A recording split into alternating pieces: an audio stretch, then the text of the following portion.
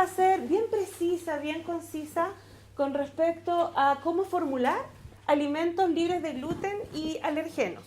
Y separo un poco el libre de gluten porque también voy a aprovechar de contarles tangencialmente un poco con respecto a la importancia de producir alimentos libres de gluten, que no solo es importante para los alérgicos, sino también para los celíacos, sensibles no celíacos al gluten, y también dietas X que también toman una dieta libre de gluten como parte de su alimentación. Bueno, yo quería comentarles además que pertenezco a COACEL, que es la Corporación de Apoyo al Celíaco, por lo tanto también ese es mi sesgo que les voy a dar hoy en día. Bueno, esta es una obra artística de un autor que se puso como misión tomar distintas pinturas, ¿cierto? Y buscar dónde estaban las fuentes de gluten y eliminarlas. Entonces aquí vemos la pintura, esta es una pintura de Cézanne, y le sacó el gluten. Y obviamente cuando uno se pone en la mirada de la alergia alimentaria, también debería no solo sacar el gluten, sino que sacar, yo supongo, para esta presentación, que estos son huevos, y supongo que aquí en algún minuto hubo vino y esto está con sulfitos y también debería haber sacado. Pero para un alérgico es una vida muy triste que vayan solo suprimiendo cosas que puede comer. En ese sentido, crear y formular alimentos libres de alergenos, sé que es un desafío para la industria, pero es algo muy importante y algo muy requerido por la población, porque si no, se quedan sin alimentos, básicamente. Porque es muy sencillo poner, puede contener trazas, y finalmente, ¿cuántos alimentos pueden comer los alérgicos? ¿Cuántos pueden tenerlos disponibles? Son muy pocos. Ay, perdón.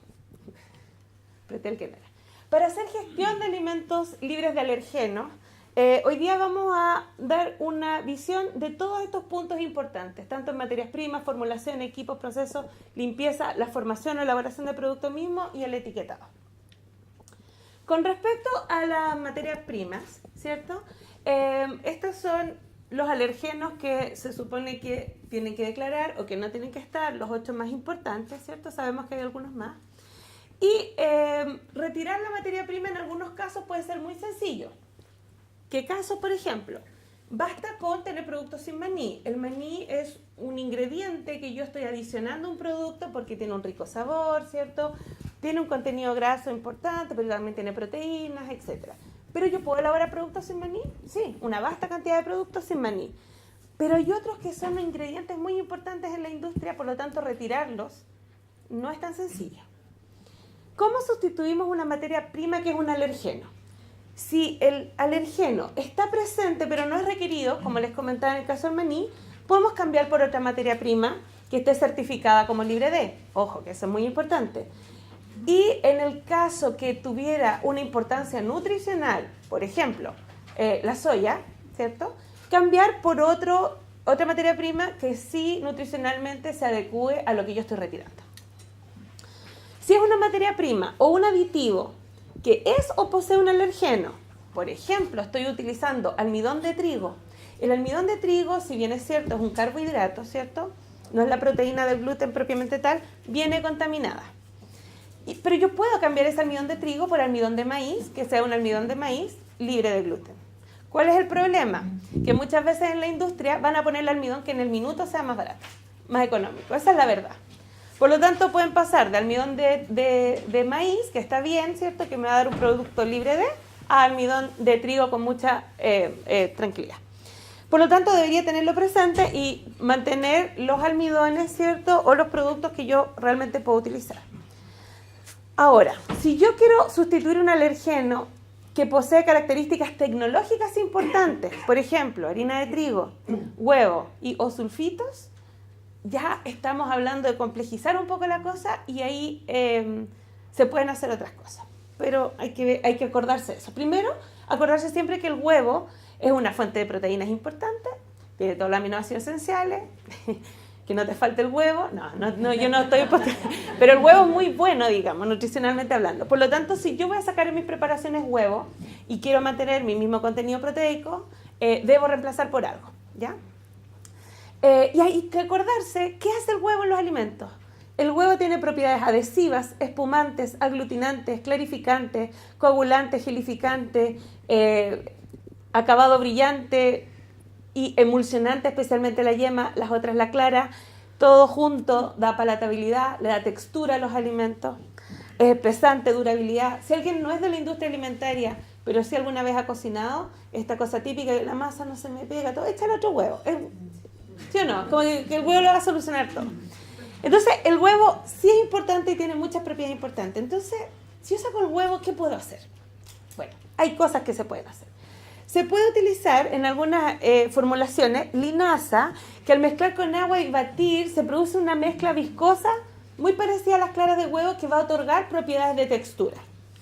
También, dependiendo de lo que yo estoy tratando de hacer, por ejemplo, una barra de cereal, adicionar purés de ciertas frutas o verduras, en el caso que sea algo como salado, ¿cierto?, va a otorgar humedad y consistencia, que es importante en el momento de aglutinar ciertas preparaciones.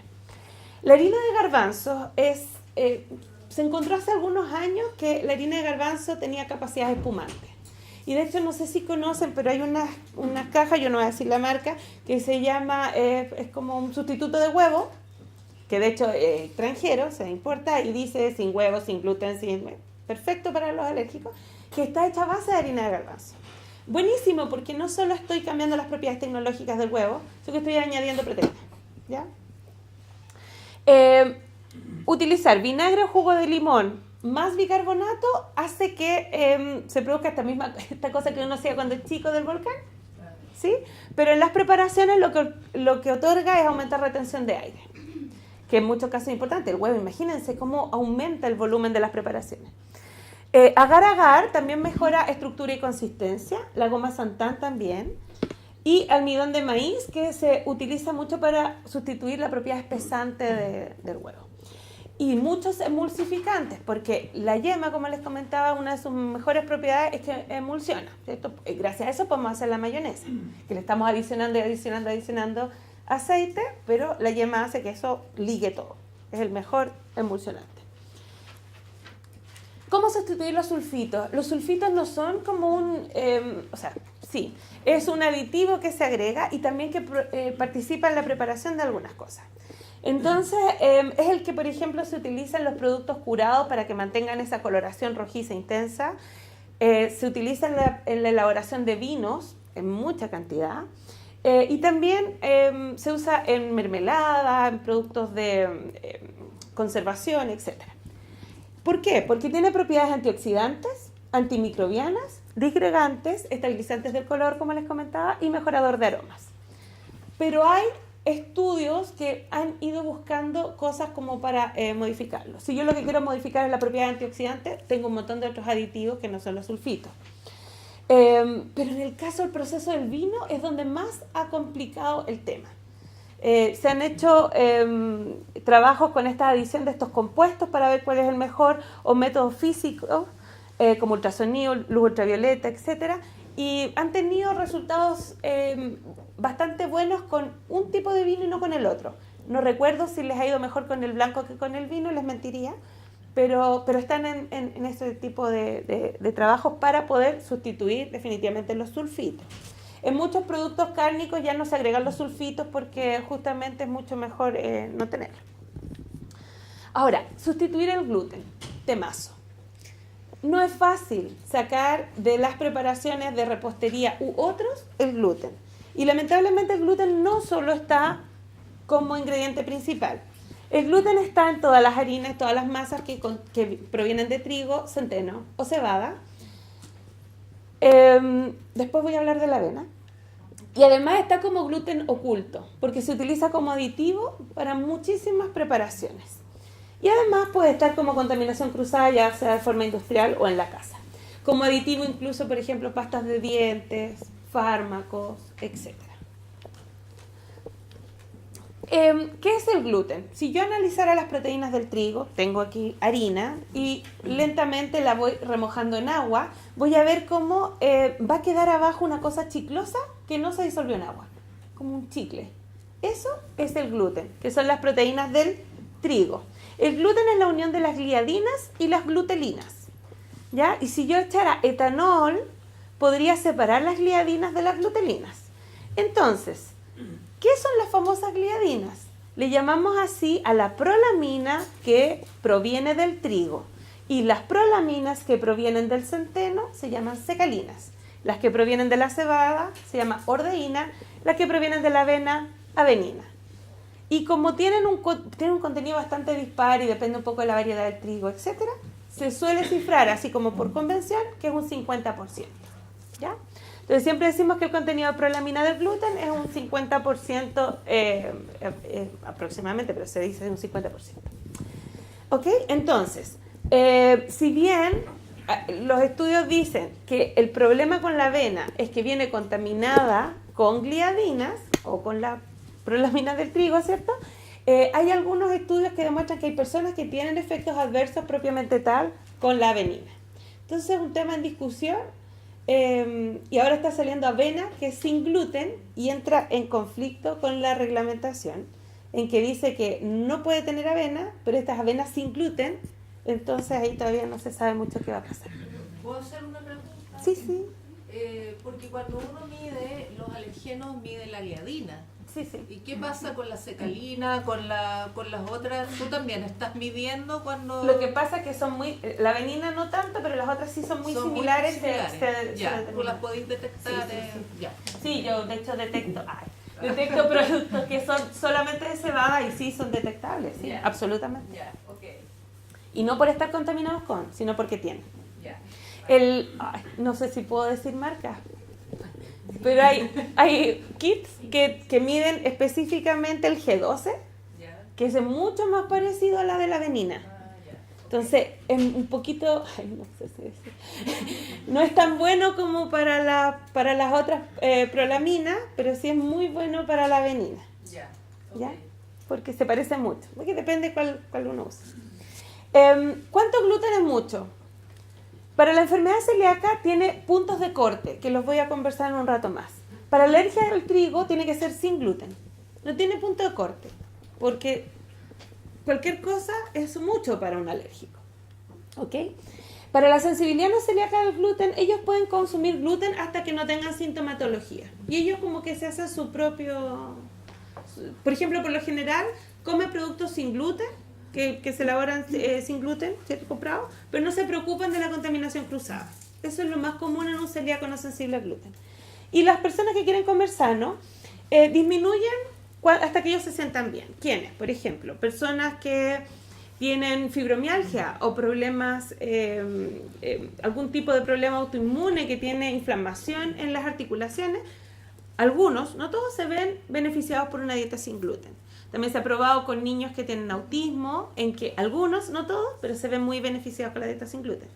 Entonces, hay de todo. ¿Por qué es importante el gluten? Porque es fantástico cuando hago productos de repostería, ¿cierto? De hecho, el valor panadero de una harina se cifra en sus cantidades de gliadina y glutelina. De hecho, en ciertos tipos de pan, por ejemplo el pan de molde, se le agrega gluten, porque así queda un pan mucho mejor, que va a durar más tiempo, que es más elástico, más esponjoso, etc. Porque el gluten hace que se formen unas cadenas de puentes disulfuro en el momento del amasado y crea una red. Y esta red es tan importante que cuando llega el proceso de fermentación se llena de burbujas de CO2. Después sale ese pan esponjoso, crocante, etc. Entonces, es como que nos dan ganas de comer gluten. Pero finalmente tiene muchas particularidades muy buenas. Entonces, saquemos el gluten. ¿Pero qué hacemos? ¿Cómo logramos que ese pan pueda volver a leudar, a retener, que no quede duro después de hacerlo? Bueno, hay cosas que yo puedo adicionar. Oxidantes, agentes reductores, lípidos, emulsificantes o hemicelulosa. También puedo agregar ácido ascórbico, que es un oxidante, ¿cierto? Y estos otros compuestos. Uno de los más comunes es la goma santal, que ayuda muchísimo a preparar productos sin gluten. Bueno, voy a formular. Ya sé qué materias primas tengo que comprar. ¿Cómo formular? Primero tengo que siempre identificar, ¿cierto?, cuáles materias primas pueden contener alergeno. Elegir, obviamente, las que no tienen alergeno. Chequear que el análisis o certificación de esta materia prima esté al día, que corresponda al lote, etc. Y ahí entonces ver cuál puedo cambiar por otro para poder formular mi producto de la mejor forma. ir evaluando las formulaciones, ¿cierto? Ir chequeando todo control de cambios que haga yo, si saco un producto y lo cambio por otro, ir todo chequeando. Ojalá tener una hoja en que voy identificando incluso todos los lotes de todas las cosas que voy agregando. Y siempre que voy a desarrollar una nueva formulación, tener en cuenta las materias primas, que siempre tienen que tener certificados que las avalen libres de, y además tienen que tener las características tecnológicas, nutricionales, para el producto que yo quiero. Para el perfil nutricional, para mejorarlo, ¿cierto? Debo fortificar y agregar fibra, semillas, la mezcla de distintas harinas, ¿ya? Siempre ayudan, bueno, a menos que esté elaborando un producto que no tenga harina, ¿cierto? Pero mezclar distintas harinas ayuda muchísimo. Para la retención de humedad de ciertos productos, agregar gelatina, miel, jarabe de malta de arroz, aceites, emplear mejoradores de panificación, que les mencioné anteriormente. Para el sabor, todo producto que le saco el gluten, debo saborizarlo un poco más, ¿ya? Agregar más aliños, más sabores, canela, vainilla. Y dentro de lo posible, además, evitar agregar colorantes y saborizantes artificiales, puesto que igual no están en norma, pero hay muchos niños con alergias múltiples. Y entre esas alergias múltiples, en estos niños es muy común que sean alérgicos a la tartrazina, un montón de cosas. Por lo tanto, hay que tratar de entregarle un buen producto. Con respecto a los equipos y procesos, en el caso que yo voy a elaborar masa sin gluten o masa sin, además, huevo, siempre son masas más líquidas. Debo ocupar un sistema, entonces, capaz de ir colocando todo y porcionando todo en porciones más pequeñas, porque no sé si se han fijado, pero todos los productos sin gluten son más pequeños. Sí, eso es porque las características de elaborar productos sin gluten hace que para un correcto horneado deba hacerlo en porciones más pequeñas, para hacerlo mejor, digo. Si no, tiene problemas. Las masas normales, con harina de trigo, ¿cierto? Yo amaso y ahí formo, y cada vez me queda mucho mejor la preparación que yo haga. En el caso de la harina sin gluten, debo solo lograr que esto sea homogéneo, porque si yo agito más de la cuenta, voy a terminar con un producto duro, ¿ya? Con una mala textura. Por lo tanto, eso hay que tenerlo mucho en cuenta en la industria, que los procesos de agitación deben irse controlando, deben disminuirse, y los tiempos de horneado además deben ser ajustados a humedad y ser, ojalá, a menor temperatura y por tiempos más largos. Eso es con respecto a los procesos de horneado. Todos los equipos entonces tienen que mantenerse con todos sus sistemas adecuados de control también. De nuevo, perdón. Con respecto a la limpieza, ¿cierto? Lo mínimo es que yo me controle con buenas prácticas de manufactura, aunque sea una empresa pequeña. Y en ese sentido, recordar siempre que los alérgenos y gluten entonces sería un peligro químico que puedo tener. Recordar, los 8 alérgenos que pueden contaminar. Y recordar la contaminación cruzada. La contaminación cruzada ocurre cuando un alimento que era natural, que no tenía ningún problema, por ejemplo, 1 kilo de manzanas que yo tenía listas para procesar, se me contaminan con algo... Ay, perdón. ¿Qué hice? Sí, me fui, pero muy... no sé qué hice. Ayuda. No importa. Se me contamina con algo que tenía gluten, ¿ya? Entonces eso es muy importante. Es que mi dedo es loco. Ahí. Ya. La contaminación cruzada puede ocurrir increíblemente desde lo más atrás de la elaboración de un producto. Por ejemplo, los campos de cultivo. Nosotros estuvimos asesorando a una empresa que quería producir avena sin gluten.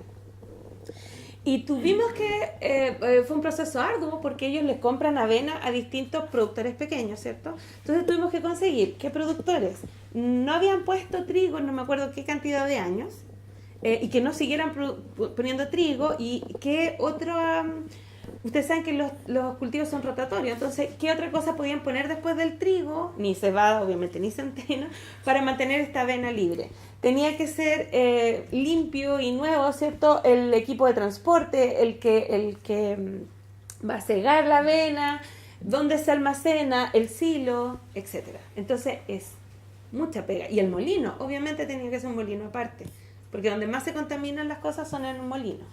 Otro ejemplo, la quinoa. Uno dice, naturalmente libre de gluten. De 10 quinoas que yo analizo, la mitad están contaminadas con gluten, porque en alguna parte del proceso se contamina. Durante la elaboración, ¿cierto? Si se comparten equipos, utensilios, materias primas contaminadas, malas prácticas del manipulador. En el almacenamiento y transporte del producto terminado, envases contaminados, inadecuada disposición del producto terminado, falta de sanitización. Por ejemplo, si se hace el producto en un lugar donde se procesa cosas con gluten o sin gluten, obviamente hay muchísima mayor posibilidad de contaminación cruzada. Si lo llevamos a la industria, una empresa que dice, ok, yo voy a procesar los días lunes sin gluten y los otros días con gluten, ¿se puede? Se puede, lo han logrado. Nutriza lo logró durante mucho tiempo. Sin embargo, hay que tener todas las medidas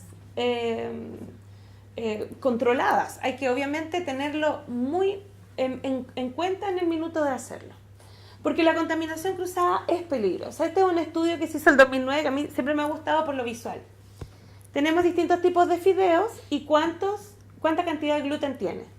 Entonces, esta espiral, por ejemplo, inocente, tiene 86 miligramos de gluten y esta miguita de pan tiene 0,5.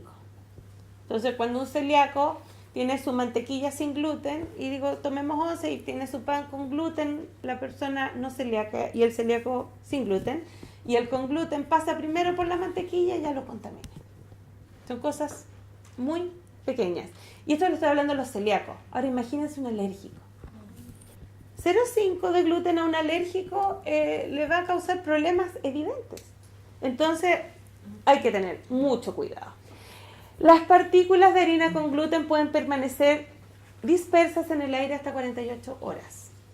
Entonces, si yo soy la mamá de un celíaco, o un alérgico al gluten, lamentablemente no puedo cocinar con harina en mi casa. ¿Ya? Tengo que saberlo. La mayoría de los celíacos que pueden, porque es una cosa económica también, hacen hogares libres de gluten. Porque es tanto el tema de la contaminación cruzada. La semana pasada yo fui a Temuco a hacer una presentación a la Santo Tomás y estaba hablando todo y la enfermedad celíaca refractaria y todo, que es media complicada, que no le bajan los anticuerpos. Y terminado la presentación, una persona me dice, o sea que yo llevo 2 años haciendo dieta libre de gluten, soy muy consciente, me he estudiado todo, tengo mi listado de alimentos y no me baja la transglutaminasa. ¿Tengo que ir a un gastroenterólogo? Y yo le digo, bueno, debería ir a un gastroenterólogo, pero antes yo me sentaría con una nutricionista especializada a revisar de nuevo toda tu alimentación. Y le dije yo, vería toda tu vida, digamos, ¿qué hace? Porque incluso yo conozco el caso, le dije que una persona que era un reponedor de supermercado, lo cambiaron a reponer galletas y le subieron la transglutaminasa. Y después la doctora le dijo, mejor cambia a reponer otra cosa y le volvieron a bajar. Y ella va y me mira con una cara de felicidad única y me dice, me voy a tener que cambiar de trabajo. Sí, me dice, soy administrativa en una panadería. Pero lo que a mí me emocionó era la felicidad. ¿Quién dice así como, hoy voy a tener que cambiarme de trabajo? Solo una persona que ha vivido 2 años con sintomatología y se lo ha pasado mal y ha estado 2 años haciendo una dieta estricta y nada cambia.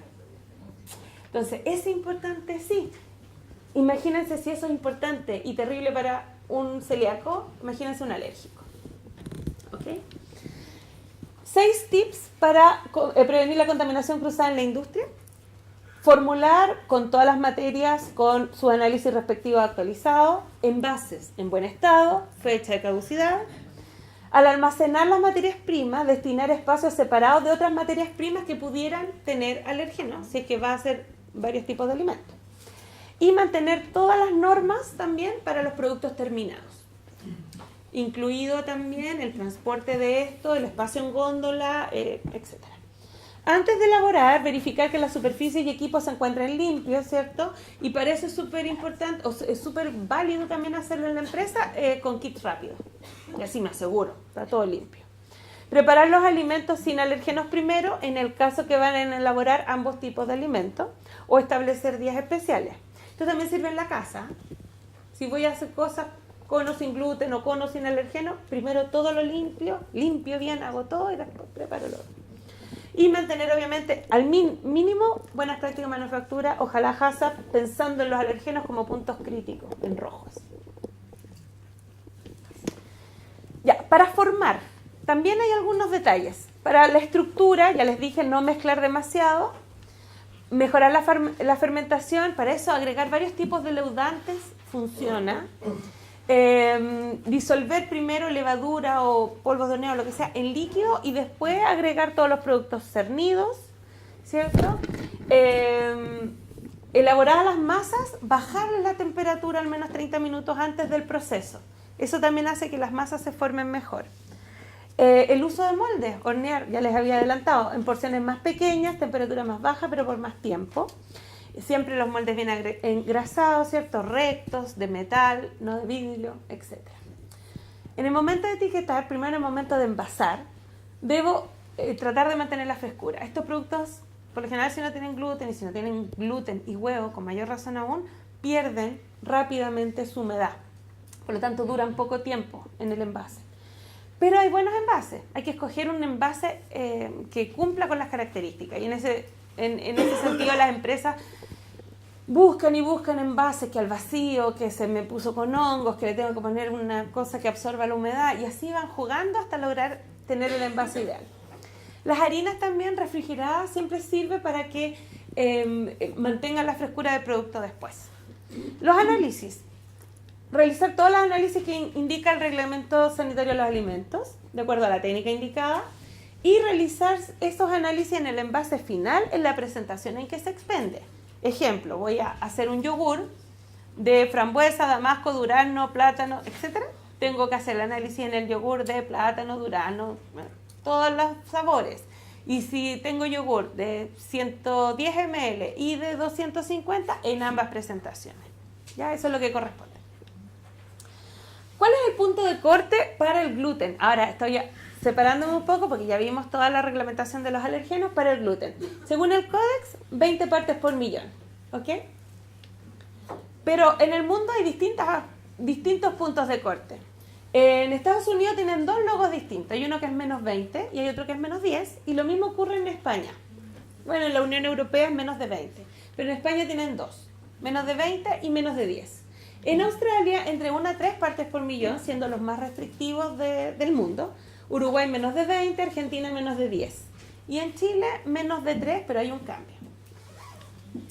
Entonces, nosotros estamos en el reglamento sanitario de los alimentos, ¿cierto? Y tenemos que cumplir con los artículos 516, 17 y 18. Se debe cumplir con la definición de alimento libre de gluten, sin cebada, sin trigo, sin centeno y sin avena. Además, aplicar un programa de buenas prácticas de fabricación, desde la materia prima hasta el producto final, fortificar las harinas tal como establece el artículo 350, es decir, todo producto elaborado sin gluten de panificación en Chile tiene que tener harinas fortificadas. Y certificar con un análisis de laboratorio el contenido de prolaminas menor a 3 miligramos kilo del producto libre. Pero el artículo 518 cambió. Esto partió en 2009, ¿cierto? Y duró hasta el 2015 con un análisis de gluten que establecía el artículo que debía ser no detectable. ¿De acuerdo a qué técnica? Siempre dice lo mismo, la técnica que indica el ISP. En ese tiempo el ISP dijo que la técnica era la técnica de Chirdo, que tenía un límite de 1 parte por millón, por lo tanto los alimentos sin gluten debían tener menos de 1 parte por millón. Esta técnica hacía que los resultados tuvieran mucha variabilidad. Las muestras debían ser desgrasadas previamente antes de hacer el análisis. Habían matrices que no se podían procesar. El límite era muy bajo y para las empresas era muy difícil cumplir el límite y había poca oferta de alimentos. Luego, el 2015 cambió esto y el límite de gluten quedó en 3 partes por millón con la técnica R5 de Méndez. Pero el 24 de octubre, o sea, esto ya se puso en el diario oficial y desde el 24 de octubre rige que el límite van a ser 5 partes por millón, de acuerdo a la misma técnica, el mismo kit, R5 de Méndez, porque el ISP dijo que era mucho más confiable tener datos de cuantificación desde las 5 partes por millón por una cosa de técnica. Pero supongo yo que Cristina les va a hablar más de eso más ratito. ¿Y en qué difiere que un alimento sea 3 partes por millón, 5, 10 como en Argentina o 20 como en otras partes del mundo? Para poder ver estas cantidades se han tomado en cuenta dos cosas. Uno, un estudio muy pequeño del doctor Catassi, un estudio que se hizo solo durante 3 meses, con evaluación mediante biopsia, no mediante síntomas, en solo 39 celíacos. Y se les dio 0 o 10 o 50 miligramos de gluten al día. Con 0 no les pasó nada, obviamente. Con 10 miligramos de gluten al día no les pasó nada. Y con 50 tuvieron efectos adversos. ¿Ok? Mediante biopsia, es decir, las mucosas ya estaban aplanadas, etc. Entonces, ¿qué es lo que dijo la comunidad científica? Hasta 10 podrían comer sin problemas. Eso que fue solo 90 días y no vieron los síntomas. Lo que a nosotros nos parece un poco exagerado. Sin embargo, muchos celíacos entendieron que mientras no coma 50 estoy bien. 49, genial. Siendo que no es así. Hay un margen muy grande entre 10 y 50. Bueno, si yo tuviera la normativa de que podemos tener hasta 20 partes por millón y quiero ver el tema de poder no tener efectos, ¿cierto? Y mantenerme en estos 10 miligramos al día, podría comer de este producto 20 partes por millón, un máximo de 500 gramos. Si nosotros establecemos que todos los productos que podrían tener gluten deben cumplir la norma de 20 partes por millón, ¿ustedes saben cuántos alimentos comen que pudieran estar contaminados con gluten en peso? Vamos sumando, un vaso de leche, 200 ml, 200 gramos, más que un pan sin gluten que va a pesar unos 150, más algo que le echamos, más después media taza de pasta, más un pedazo de carne que también puede estar contaminado, nosotros comemos más de medio kilo en peso al día, porque le estamos poniendo los líquidos también, todo puede estar contaminado. Por lo tanto, poner 20 partes por millón, yo siento que para algunos países sirve, porque hay países que no comen tantos productos elaborados de panificación, etcétera. Pero para Chile, que es el segundo consumidor de pan en el mundo, no. 10 partes por millón sería 1 kilo. Pero tomando en cuenta la calidad del estudio, a mí igual me parece que es bastante irresponsable. 5 partes por millón es 2 kilos. Y ahí como que uno diría ya, sí, ¿cierto? La FDA también hizo una determinación, pero la FDA cuando hace las determinaciones la hace como gluten un tóxico, ¿ya? Así como que hasta que mueran los ratones dándole gluten. Sí hace. Entonces, que ellos dijeron que para tener efectos morfológicos adversos bastaban 0,4 miligramos de gluten al día. Efectos clínicos adversos 0,015. Además ellos llegan a un valor y después lo multiplican, no me acuerdo si por 10 o por 1000, como para asegurarse bien. O lo dirían, ya. Pero la cosa es que es muy bajo. Eso implica que si yo tengo una legislación de 5 partes por millón, podría comer solo 80 gramos. O 3 gramos para no tener efectos clínicos adversos. Es bajísimo. Pero yo creo que, por ejemplo, para un alérgico, o sea, son cantidades incluso menores. La conclusión fue en el minuto que mientras menos gluten tuvieran los alimentos destinados a la población celíaca, más seguros para su salud. Por lo tanto, ¿qué hemos hecho nosotros como COACER? Ok, subieron el límite, hay que educar más. Porque lo importante es que tú trates de tener fuentes de alimentos que ya sabes que son sin gluten y mantengas un consumo de alimentos sin gluten o sin alergenos normal. Porque la persona, como que le dicen, es celíaco y va y se compra 10 kilos de galletas y vamos, pan. Y incluso comen más de lo que comían antes pan sin gluten. Y eso es complejo. ¿Cómo es el mercado de alimentos libres de alergeno en Chile? Bueno, lamentablemente para poder elaborar bien un producto, saco algo y tengo que poner algo. Lo que más ponen es azúcar y grasa, por lo tanto son alimentos con altos niveles de azúcar y grasa que tienen que igual cumplir la reglamentación de los sellos. Las nuevas dietas, ¿cierto?, hacen que esto vaya cambiando y de repente hay cosas que están de moda y cosas que no, y eso hace cambiar el mercado y una empresa puede decidir seguir con su producto o no. Gusto y textura es una debilidad que la podemos transformar en una fortaleza porque puede mejorar. La adherencia a la alimentación libre de gluten es un tema, ¿cierto? Faltan redes de soportes aún, hay poca información estadística de mi mercado y hay que seguir mejorando las políticas gubernamentales al respecto.